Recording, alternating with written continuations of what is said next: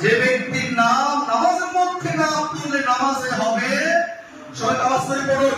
আত্তাহিয়াত, সবাই আত্তাহিয়াতু লিল্লাহি ওয়াস সালাওয়াতু ওয়াত তাইয়িবাতু। আসসালামু আলাইকা আইয়ুহান নাবিয়্যু ওয়া রাহমাতুল্লাহি ওয়া বারাকাতুহু। আসসালামু আলাইনা ওয়া আলা ইবাদিল্লাহিস সালিহিন। أشهد أن لا إله إلا الله وأشهد أن محمدا عبده ورسوله। আওয়াজ করে বলুন, তাশাহুদ নামাজের মধ্যে পড়া কি ওয়াজিব? তাশাহুদ না পড়লে নামাজ হবে না। সবাই তাশাহুদের মধ্যে কোন নবীর নাম আছে?